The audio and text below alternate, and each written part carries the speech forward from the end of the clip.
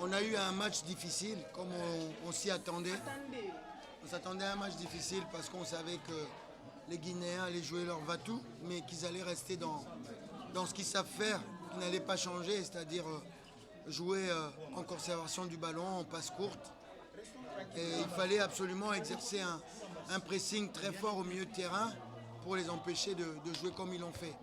En deuxième mi-temps, par contre, en première mi-temps, par contre, on est rentré vraiment timoré. On a reculé alors que c'est ce qu'on ne voulait pas.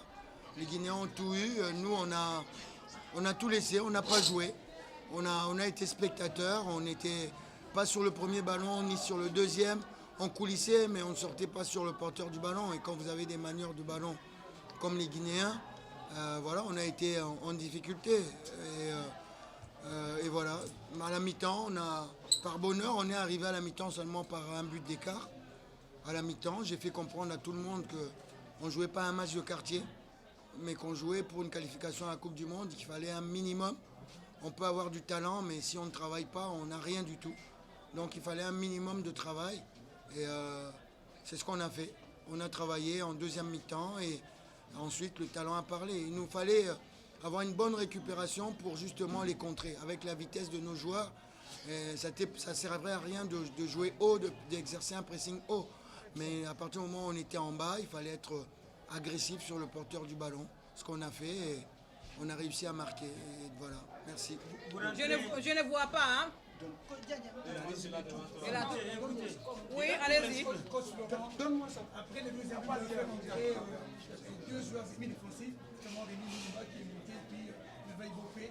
Vous vous attendiez à quoi par rapport à leur montée? C'est ce que je vous ai dit. Donc on s'attendait à ce que les Guinéens attaquent encore plus. Donc pendant toute la première mi-temps, on a joué, on a pris des risques. Nos attaquants et nos défenseurs ont joué tout le temps à 1 contre 1. Ils avaient 2 attaquants et on était à 1 contre 1 à chaque fois. On a pris les risques.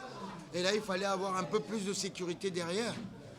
Bopunga ayant déjà un carton jaune, même s'il était en train de faire un bon match, je ne voulais pas qu'on termine à 10. Donc je l'ai enlevé avant qu'on puisse avoir une catastrophe.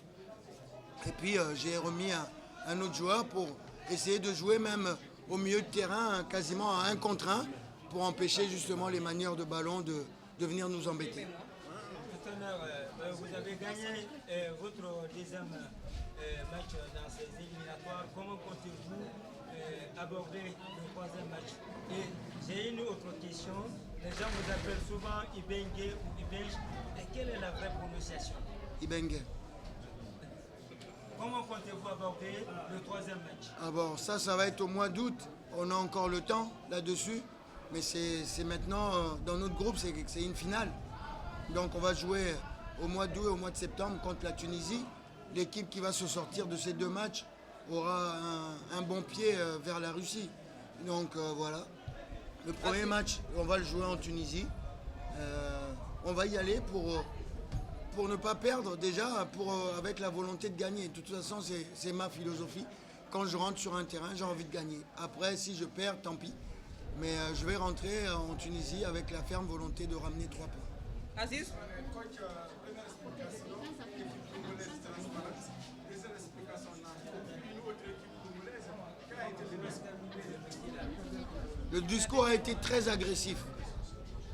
Le discours a été très agressif. Je n'ai pas ménagé les gens. J'ai vraiment crié. J'ai vraiment crié dans le vestiaire pour réveiller les gens qui dormaient. Comme vous l'avez dit, on était transparent. Il ne fallait pas que cette deuxième mi-temps, on soit à nouveau transparent.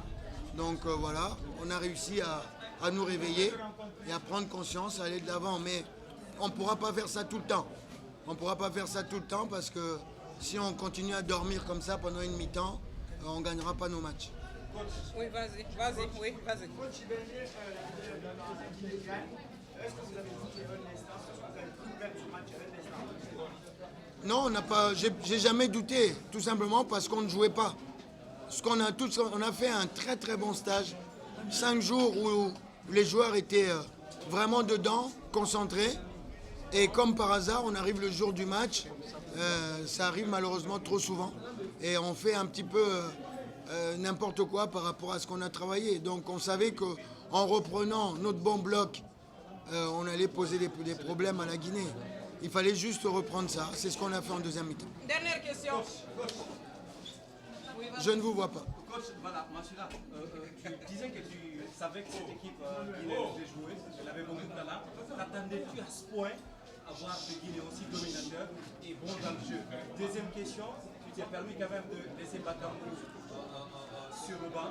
C'est un problème de riche. Ça, c'est un problème de riche, effectivement, parce que j'ai beaucoup de talent au poste d'avant-centre type. J'ai vraiment beaucoup de joueurs de qualité. Et quand vous vous permettez de laisser Bakambu, Bolingui, et bientôt il y aura Sombalanga et Afobé, c'est vrai qu'on a un problème de riche à ce niveau-là, mais c'est très bien. La concurrence est saine, il faut qu'on emmène les gens à aller plus loin. D'un autre côté, vous avez Poku qui était sur le banc, Moulumbu qui était sur le banc.